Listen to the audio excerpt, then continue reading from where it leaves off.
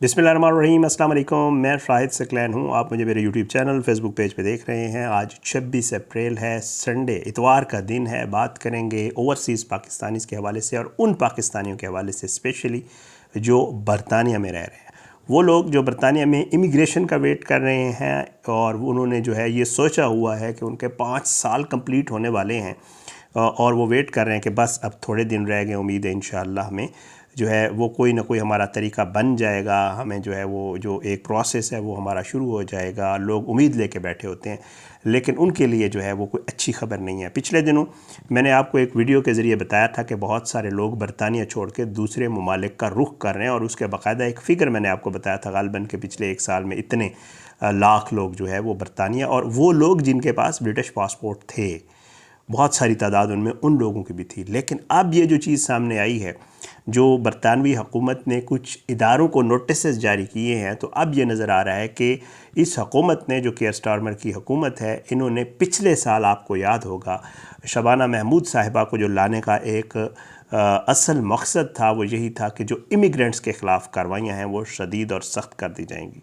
इसके हवाले से बहुत सारे इक़दाम किए भी गए और अब जो है वो फ़ाइनल मरहला आ गया है कि जिसके ऊपर जो है वो फ़ाइनल बाकायदा तौर पे जो है वो इक़दाम होने जा रहे हैं और नोटिसेस और लेटर लिख दिया गया और नोटिसेस जो है वो जारी किए जा रहे हैं। ये बहुत सारी चीज़ें जो है वो आज की इसमें वीडियो में आपके साथ शेयर करनी है। मगर बहुत सारे लोग, आपको याद होगा कि पिछले साल उनको ये उम्मीद थी कि शायद हुकूमत ये नहीं करेगी, वो जो 5 साल वाला मामला था वो 5 साल का रहेगा, इसको 10 साल 15 साल तक नहीं किया जाएगा। साथ साथ ये भी था कि शायद हुकूमत जो है वो अवामी दबाव में या इन चीज़ों के उसमें आके जो है वो इन कामों इस चीज़ पे नहीं करेगी और नरमी रखेगी, स्पेशली सेटलमेंट के केसेस के हवाले से, या ILR है या बाकी जो केसेस हैं उनको जो है वो 5 साल तक बरकरार रखेगी। लेकिन अब ये नहीं हो रहा और हालात जो है वो तब्दील हो रहे हैं और हुकूमत जो है अब अपना जो उनका इरादा था उसको अमली जामा पहनाने जा रही है। कैसे, अब मैं आपको बता देता हूँ। अब इसका जो मकसद है वो इमिग्रेंट्स की माली सरगर्मियों और उनकी आमदन और उनके रहन सहन का मुकम्मल रिकॉर्ड हासिल करना है कि ये इमिग्रेंट्स जो रह रहे हैं कैसे कमाते हैं, कहाँ रहते हैं, कितना खर्च करते हैं, इनका कोई सोर्स ऑफ इनकम है तो क्या ये जो सैलरी ले रहे हैं ये कैश में ले रहे हैं या ये बैंक के थ्रू ले रहे हैं, इन्होंने कितना टैक्स दिया है इस अरसे में, फिर उसके हवाले से इनके जो है केस वो प्रोसेस करेंगे। अब मसला ये हो रहा है कि आपको पता है कि बरतानिया में जो मुख्तलिफ़ कैटेगरीज़ में रहने वाले लोग हैं, जैसे स्टूडेंट्स हैं, स्पेशली आपकी हमारी फैमिली से बहुत सारे लोग हैं, या इवन स्किल्ड वर्कर या केयर वर्कर होते हैं, वो जो है लोग अमूमन आपको पता है उनको ये था कि पहले ये सहूलत हासिल थी कि वो 5 साल मुकम्मल होने के बाद जो है सेटलमेंट के लिए दरख्वास्त दे सकते थे और इसीलिए बहुत सारे लोग जो है वो किसी न किसी तरह 5 साल मुकम्मल करने की कोशिश करते थे। मगर इस दौरान एक बड़ी तादाद ये करती थी कि जी, चाहे स्टूडेंट्स थे या जो लोग थे, वो मुख्तलिफ़ जगहों पे जॉब्स करते थे। जो जॉब देने वाला एम्प्लॉयर होता था उसको भी पता होता था कि इनको इतने टाइम की जॉब अलाउड नहीं है या वीज़े के तहत इनको इतनी जॉब अलाउड नहीं है, लेकिन वो भी इस्तेहसाल करता था, उन लोगों को रख लेता था, एक की जगह 3 वर्कर रख लेता था, पैसे कम देता था। जैसे फ़र्ज़ करें पर आवर अगर 12 पाउंड है तो वो उनको 6-7-5 पाउंड के ऊपर, या 11 पाउंड है तो 6-7-5 पाउंड के ऊपर उनको रखता था। अच्छा, लेकिन इसमें एक मसला और भी था, वो ये था कि जी वो इनका कोई रिकॉर्ड नहीं रखता था, इनको जो पेमेंट करता था वो कैश में करता था और अब भी यही है। अच्छा, और उसको ये फ़ायदा होता था कि उसको जो टैक्स वो पे करता है, हुकूमत को वो ये बताता था कि मेरा कारोबार जो है वो इतना अच्छा नहीं चल रहा, इसलिए मुझे एम्प्लॉयज़ रखने की ज़रूरत नहीं है। हालांकि उसने एम्प्लॉयज़ रखे होते थे, तो दोनों ये 2 वे था। वो उधर अपना टैक्स हुकूमत को पे नहीं करता था और जो एम्प्लॉयर था, यानी कि जो ये स्टूडेंट वगैरह ये लोग होते थे, ये जो पे ले रहे होते थे वो कैश इन हैंड ले रहे होते थे, तो ये भी क्योंकि टैक्स वैक्स में तो आते नहीं थे, तो ये दोनों तरफा आपको पता है ये चल रहा होता था। और कई जो है जो आज एम्प्लॉयर्स हैं वो ज़्यादा अफराद को मुलाजमत देते और कैश में अदायगी करते थे और इस तरह ये सारा सिलसिला चल रहा होता था। ये वक्ती फ़ायदा तो था ज़रूर, लेकिन अब क्योंकि हुकूमत ने जो है इस सारे मामले को सख्त करने का फ़ैसला किया है, तो इसके जो असरात हैं वो भी आपको अब नज़र आना शुरू हो जाएंगे और जो वो लोग जो ये सब कुछ कर रहे थे उनके लिए मामलात अब ठीक नहीं रहे। कैसे नहीं रहे जनाब? हुकूमत अब जो है वो मुख्तलिफ़ इदारों, जैसे बैंक्स हैं, बाकी जितने भी इदारे हैं, NHS है, हेल्थ सर्विसेज का उनका इदारा है, या DWP है, जितने भी इदारे हैं, और इनको जो है इस अमल में शामिल कर लिया है कि वो रिकॉर्ड हासिल करें इमिग्रेंट्स के हवाले से। और हर इमिग्रेंट के केस को अब जो है वो सिर्फ क़याम की मुद्दत के ऊपर नहीं, जैसे मैं आपको बता रहा हूँ पहले 5 साल सिर्फ एक शर्त होती थी कि 5 साल मुकम्मल किए उसके बाद आपकी फैमिली साथ है जो भी है तो प्रोसेस में डलवा सकते थे। अब वो सिर्फ क़याम की मुद्दत के ऊपर नहीं बल्कि मुकम्मल बैकग्राउंड चेक करने के बाद देखा जाएगा, और इसमें सबसे पहले जो चीज़ चेक की जाएगी वो आपका पुलिस रिकॉर्ड होगा। बताया ये जाता है कि जी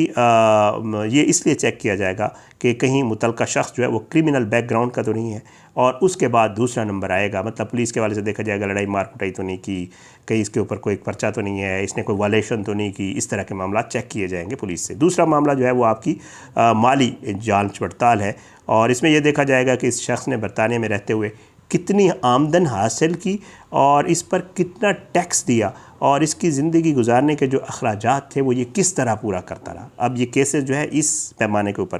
ख़ास तौर पर वो अफराद जो गुज़श्ता कई सालों से कैश में तनख्वाह लेते रहे, उनके लिए ये मामला जो है अब बड़ा मसला हो जाएगा, क्योंकि वो अपनी इनकम का कोई भी सबूत देने से कासिर हो जाएंगे, वो सबूत नहीं दे पाएंगे। और जो है कि जी उन्होंने कितने पैसे लिए, कितने अखराजात किए, पैसे लिए भी तो किससे लिए, कैसे लिए, ये सारी चीज़ें जो है उनके लिए प्रॉब्लम होंगी। और फिर साथ में ये भी है कि अगर कोई फैमिली रख रहा है तो कैसे उन्होंने उस फैमिली को अफोर्ड किया, ये मामला जो है मुश्किल हो जाएगा उनके लिए। और इस वजह से जो है बहुत ज़्यादा चांसेस हैं कि उनका जो 5 साल वाला मामला है वो अब लंबा हो जाएगा, और उनके केसेस को मुस्तरद भी किया जा सकता है, और उनका जो पीरियड है उसको अब दोबारा से भी शुरू किया जा सकता है, डिपेंड्स। अब जनाब इस फैसले का सबसे बड़ा असर क्या होगा जी, बहुत से इमिग्रेंट्स के सेटलमेंट केसेस को अब 5 साल से बढ़ाकर 10 से 15 साल हता कि 30 साल की कैटेगरी में भी मुंतकिल किया जा सकता है। और इसका मतलब यह है कि जो अफराद पहले सेटलमेंट के करीब थे उन्हें दोबारा कई साल इंतज़ार करना पड़ सकता है। और उसके अलावा जी हुकूमत जो है इनसे गुज़श्ता 5-7 साल के टैक्सेस की अदायगी का भी मुतालबा कर सकती है, जिससे इन पर माली बोझ मज़ीद बढ़ेगा। अच्छा, हुकूमत कहेगी भैया आपने पहले तो टैक्स नहीं दिया, अगर आप कोई सबूत दे देते हैं कि जी आपने इतनी पेमेंट या इतनी आपने रकम कमाई है, तो हुकूमत कहेगी बस हमारा टैक्स।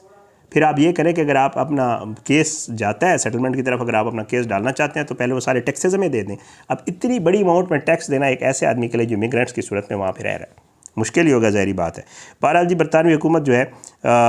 इस सारे मामले के ऊपर जो है वो काम कर रही है, और आपको पता है कि इसका एक पॉलिटिकल एंगल इसलिए ज़रूर है कि आप बरतानिया में नाइजल फराज के हवाले से हम अक्सर बात करते रहते हैं, दूसरे तो इमिग्रेंट्स के हवाले से जो भी बात कर रहे हैं लोग उसको अच्छा समझ रहे हैं, पॉपुलैरिटी उसकी बेहतर जाती है, और जो भी कहता है कि हम इमिग्रेंट्स को निकालेंगे, बरतानिया सिर्फ बरतानिया में रहने वालों का हक़ है, और इस तरह के जो भी नारे लगा रहा है, चाहे मौजूदा हुकूमत हो चाहे अपोजिशन हो, तो वो जो है लोग उसको पसंद करते हैं। अब हुकूमत ने भी ज़ाहिर है कुछ ना कुछ करके तो दिखाना है। नारे तो इन्होंने बड़े लगाए थे जब ये हुकूमत में आए थे कि जी हम इमिग्रेंट्स के ख़िलाफ़ ये कर देंगे, वो कर देंगे, निकाल देंगे, किया भी सही इन्होंने, ज़ाहिर है। लेकिन अब मज़ीद सख्तियाँ इसी लेकर आए हैं कि ज़ाहिर आने वाले वक्त में भी तो इन सारी चीज़ों के ऊपर वोट भी लेने हैं, लोगों को भी वो राज़ी करना है। तो बहरहाल जनाब ये सब कुछ जो है अब चल रहा है, सख्ती मज़ीद होगी, और जो है ये सब अब नज़र आ रहा है, और काफ़ी मुअस्सर लग ये रहा है कि कार्रवाई हुकूमत अब इसके ऊपर करेगी। अब जो है इमिग्रेंट्स जो है इस वजह से, जो मैंने आपको पिछली वीडियो में बताया था कि लोग जो है वो बरतानिया छोड़ के जा रहे हैं, तो मुख्तलिफ और ऑप्शंस के ऊपर भी इमिग्रेंट्स अब गौर करना शुरू हो गए हैं,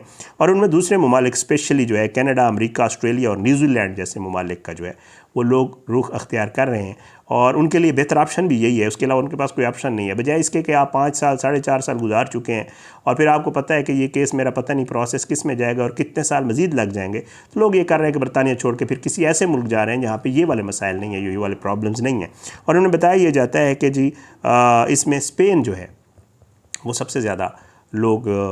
रास्ता अख्तियार कर रहे हैं स्पेन जाने का, क्योंकि बाकी ममालिक में भी आपको पता है इमिग्रेशन के जो कवानीन हैं बहुत सख्त हो चुके हैं, तो इसलिए स्पेन में बताया जाता है कि थोड़ी बहुत जो है वो मामलात अभी बेहतर हैं। और ये सब कुछ जो है फ़ौरी तौर पे करने वाली बात है, क्योंकि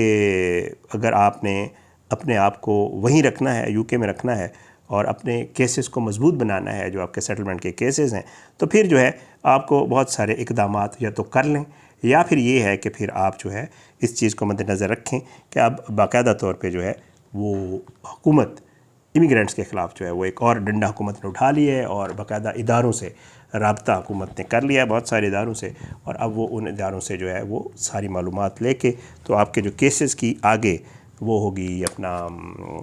जो प्रोसेस है वो इन तमाम चीज़ों के ऊपर जो है वो मुनहसर होगा, और इन चीज़ों को देखा जाएगा। ये सब तफसीलात हैं इंशाअल्लाह। इसी तरह की मज़ीद जो है जो वीडियोज़ जो मालूमाती होंगी, जो बहुत सारे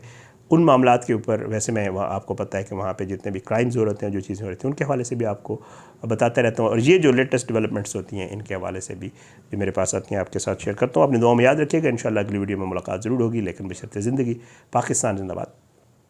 अल्लाह हाफ़िज़।